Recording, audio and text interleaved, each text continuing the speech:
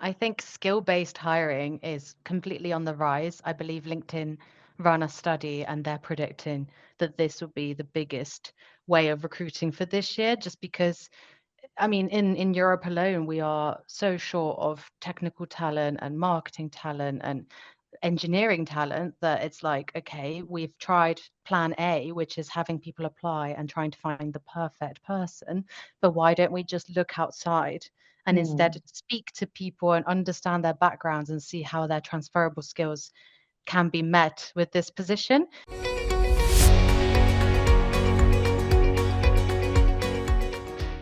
Welcome to the All in Recruitment podcast by Manatal, where we explore best practices, learnings, and trends with leaders in the recruitment space. If you like our content, please subscribe to our channels on YouTube and Spotify to stay tuned for our weekly episodes. I'm your host, Lydia, and this week we have Daisy Ilaria of Versuni. Welcome to the show, Daisy. It's an absolute pleasure to be here, Lydia. Thank you so much for having me on. Daisy, you're a podcast host yourself, I understand, right? So how has that helped you in your talent acquisition roles, or was it the other way around? How did that start? Good question. I believe it's the other way around. So being Right. in the TA space helped me to be a good podcast host. Mhm. I'm a terrible guest, I think. I prefer to be in your seat, Lydia, asking the questions. I like to learn from others. So from my candidates, from hiring managers, also from my guests. Mhm. I like to be the kind of initiator, the mediator between the audience who wants to learn and the guest who actually has a lot of experience. I've technically had it since 2019 during Mm. COVID, where I hosted it online like this.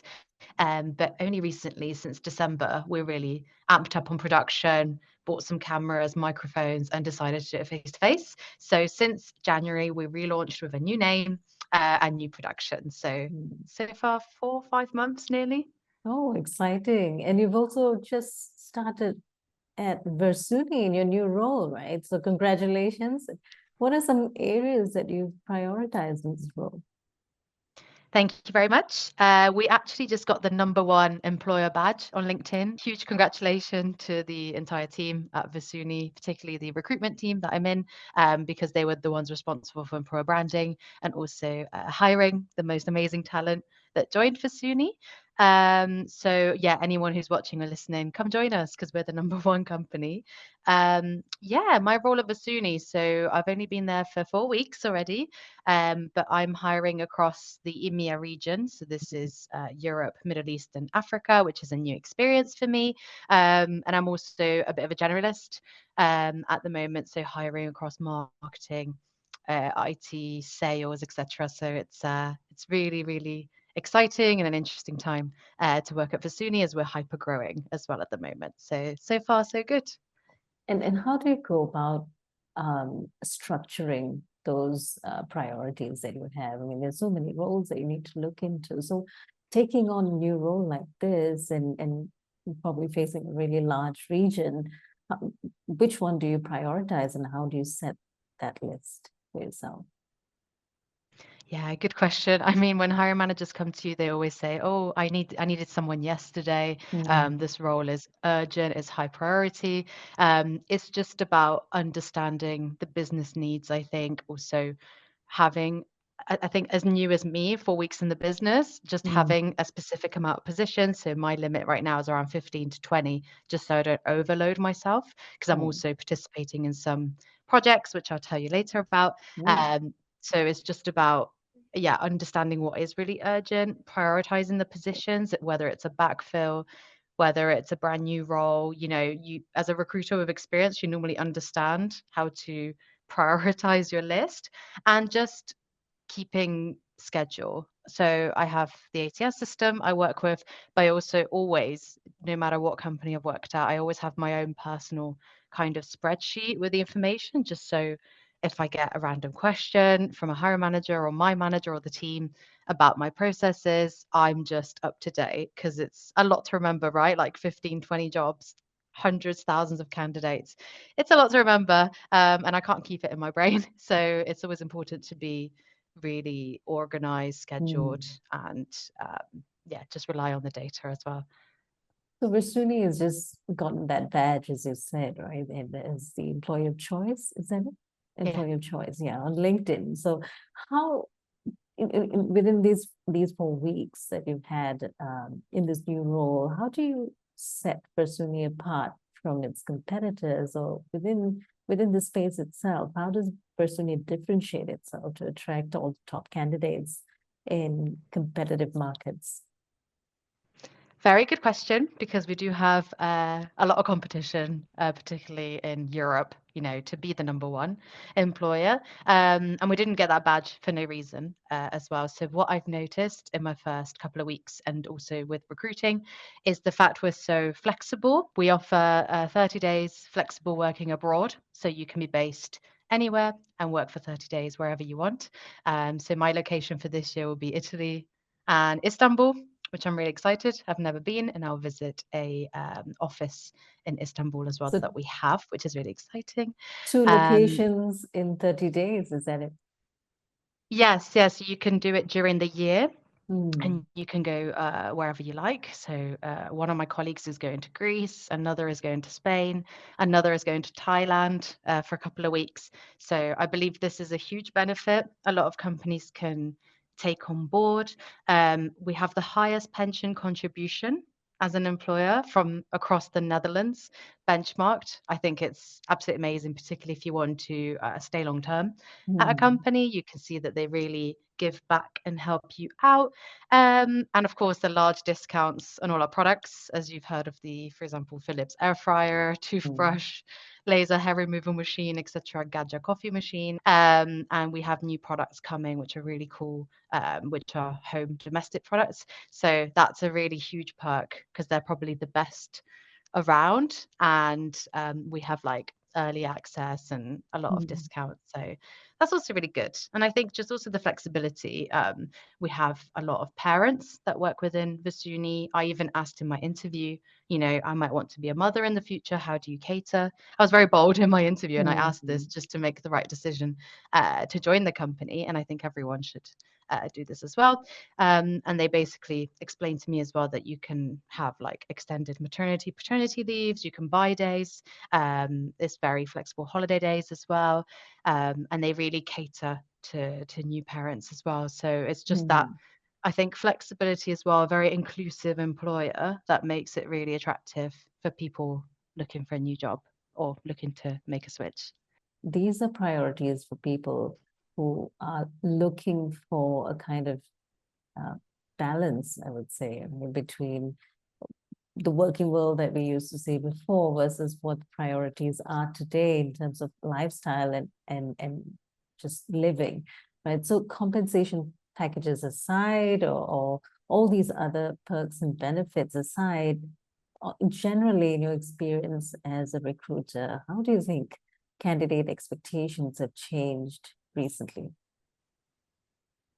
Good question. Yeah, conversation aside, I think I heard this recently at a networking recruitment event I went to.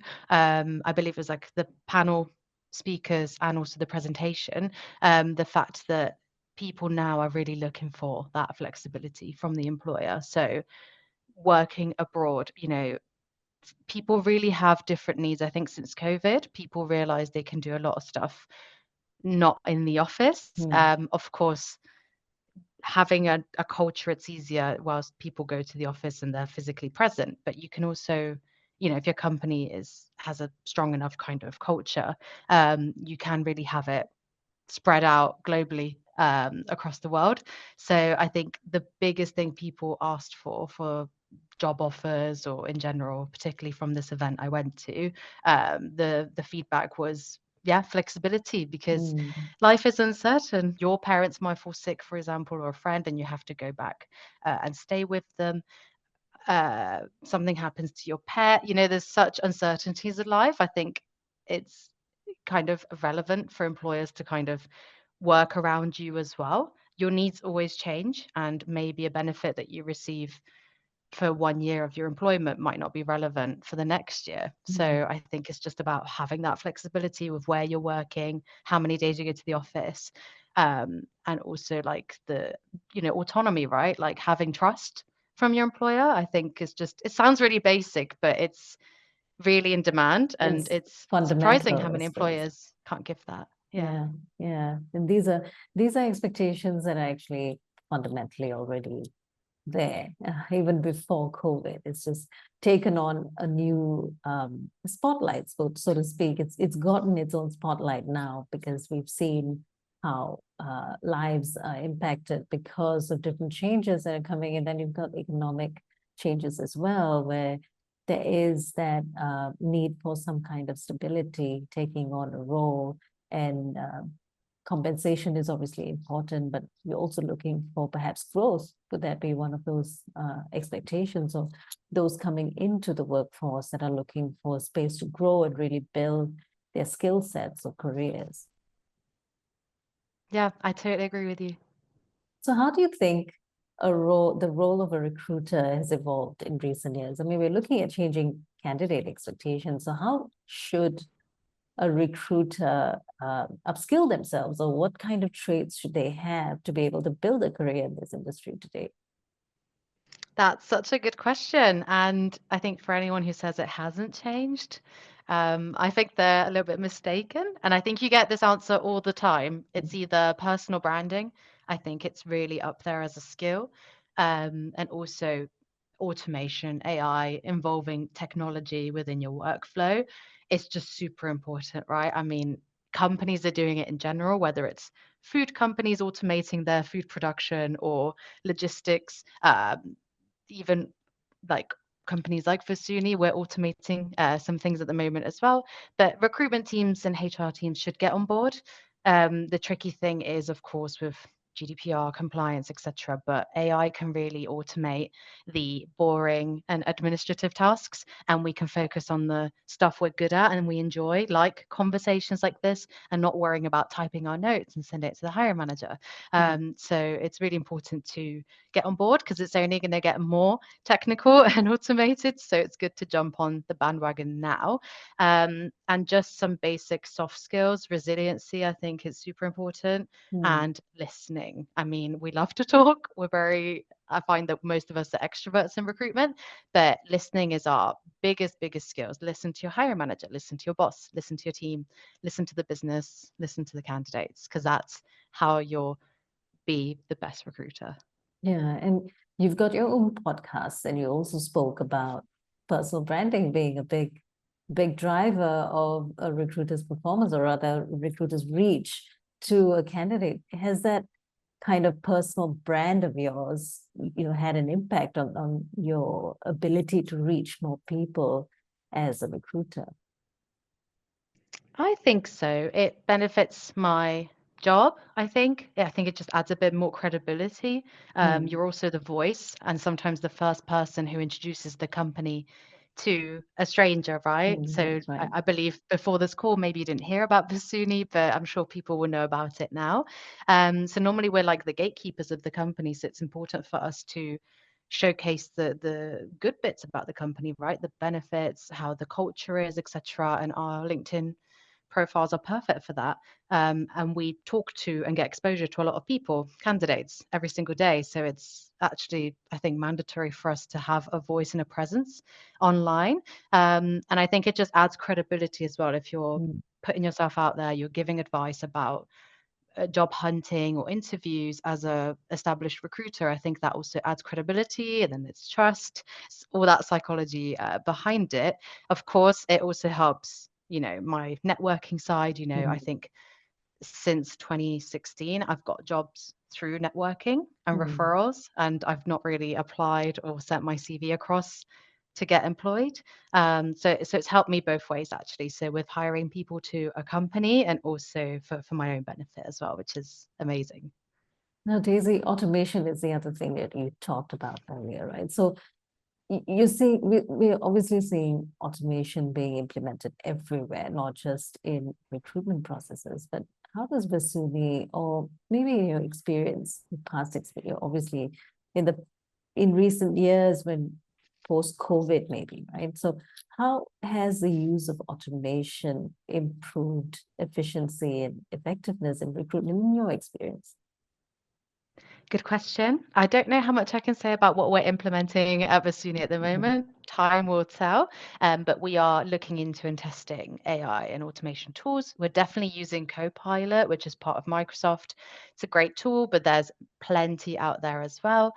So interviewing tools such as MetaView, for example, I think a lot of people have heard about it. So it transcribes your interviews in the background as you're speaking, so you can have a connection like this with a candidate flawlessly without typing notes and side-eyeing as you're talking to someone.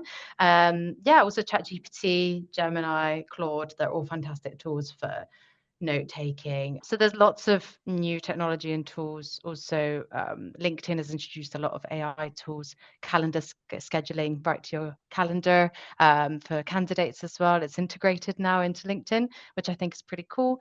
Microsoft has done the same for Outlook if anyone uses it. Yeah, lots of automation tools, lots of tools that can make our lives easier and better as recruiters. I could name all of them. There's like hundreds. But I'd say the better ones are, ChatGPT, Copilot, MetaView, etc. As a recruiter, Daisy, is there a particular aspect of this job or this role within an organization that you find the most appealing to you? And the one thing that drives you to stay in this role? Helping people. It sounds really vague, but that's what the role is at the end of the day. It's nothing to do with me, actually. I'm normally the mediator, negotiator, facilitator. I think it just brings me a lot of energy and joy still, nearly after 10 years of being in HR and recruitment, to help people get their dream jobs, whether it's at my company or a different company, and the hiring manager and the business fill that gap, get that skilled person in, grow their team, help the business overall. It's just that drive to help the business and help the candidates that sets my world on fire. Yeah, absolutely. I can imagine just having that little bit of impact and seeing a person's career take on a brand new trajectory itself might be a reward in itself, right? Yeah, it is. It really, really is. If you're not in recruitment, you should look into it if this is also your passion. And so what is your favorite recruitment story, Daisy, in your experience? I have so many. How much time have we got? No, one story. one story. One really sticks to mind. I think the beauty of talent acquisition is that you can help people professionally, but you have all this knowledge. You can really help family and friends. So one of my friends recently was laid off at the company I worked with her together. So we're laid off together, unfortunately. And she really felt inspired and ambitious and wanted to go for a very big job at a bigger company, global multi-million fashion company. But she reached out to me and said, Daisy, like my CV's a mess. I don't feel qualified enough for this position, but something's telling me to go for it. So, of course, as a good friend with recruitment skills and inside knowledge, I had to help her out. So I gave her some pep talks about interview techniques. She was interviewing with the CEO and the COO and the HR vice president. So very, very big titles, which can be very daunting for someone who feels like they're underqualified. So I used to do some career coaching in my spare time a few months ago, and I just kind of applied this, to her as well because she had a bit of imposter syndrome. So really coached her with like the interviews. I rewrote her CV, made it absolutely flawless with her experience. Yeah, and she had interviews. She got the job as the office manager and executive assistant to the CEO, which is crazy. Got a nice pay upgrade as well, good benefits, and now she works for this multi-million fashion company after being laid off for a few months. So I think that's probably my favorite story, just having these skills to help absolutely everyone, and that you can make someone so happy for free as well. So yeah, it was a really rewarding experience. Yeah, and how's she doing now in that role? Is she Yeah, she's very thriving. happy? She's thriving. Yeah, she's thriving. She's really born to do that. And I think if she was still in that mindset where she didn't feel good enough to do it, she didn't apply for it, didn't, go forward with it, then she would have never got the chance, and the company would have never given her a chance as well. So I think it's also kudos to the company to look beyond the CV and actually interview her and speak to her to get her on board as well. So yeah, it was just a good match, and they both didn't Mm. know it, and it was just great to bring them together. But as recruiters, I mean, moving to your point of looking beyond the CV, as a recruiter, Daisy, when you look at a CV, are there more questions that you have about what could possibly have been done in this role that this person would have or has done previously? What would they have that could contribute to a new role? What do you look for in a candidate? Do you look at the existing skills, or do you look at potential, and where do you think there should be a kind of a little more weight given when it comes to looking at CVs?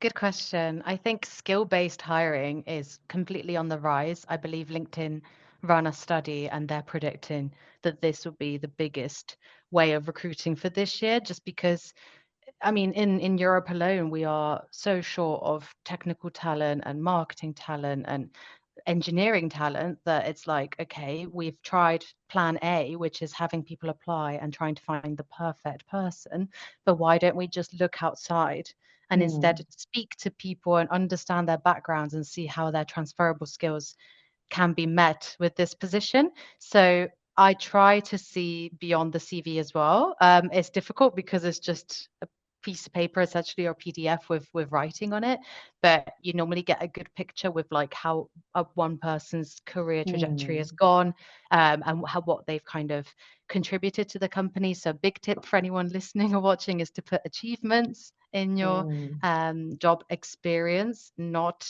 like the job description. I think a lot of people make this mistake to put responsibilities in their job descriptions on their CVs instead of actually what they achieved at the company, because this gives us a better picture of like, okay, you achieved this at your previous company. It gives us an insight of what you can contribute if we gave you X amount of budget, if we gave you X amount of freedom and you worked with us instead. yeah. From a recruiter's point of view, Daisy, when you look at a CV and you're trying to match that with an existing role, um, do you look at, I mean, what really stands out? I mean, as you said, it's achievements, right? To look at the transferable skills. But for those who might be struggling to make that match, to see what the achievements are, I mean, I would imagine would have to spend a little longer looking at those achievements and trying to translate that to what a job description really needs from a candidate, and what kind of steps do they have to take to really look and spend time on a CV to see what might be the potential of a candidate? Yeah, good question. It really depends on the companies and the positions they're applying for. I Mm, think if the job description is quite detailed and it explains like the pain points and what you'll exactly be doing in that role, just trying to remember or put in the specific achievements that you've had or done relating to what they're looking for as well. You want it to align as close as possible, of course, without lying or inflating, to the job you're applying for. And you can always add a cover letter, right? If there's not enough room in your CV to explain absolutely everything, you can use a cover letter as an extension and really go into detail like, I see you need this. Here is how I can help, essentially. So that's how I would go about doing that. It really varies though per company mission that you're applying for and per job description.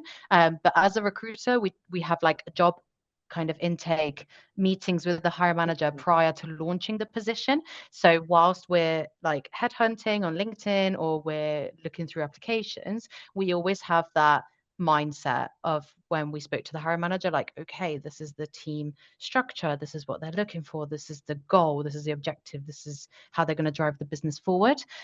So with that in mind, you will try and match. Of course, not everyone's CVs is identical to each other, so people like absolutely. to express themselves differently. So I think with experience, you kind of learn to dissect a CV and understand. And if you still don't, it's good to, yeah, just contact the candidate and hop on a call with them, quick 5 to 10 minutes to just, Mm. yeah, understand why they applied for the role or how they think their experience is relevant, etc. Just to, yeah, it doesn't hurt to just dive in and ask some questions directly to the person who applied, right?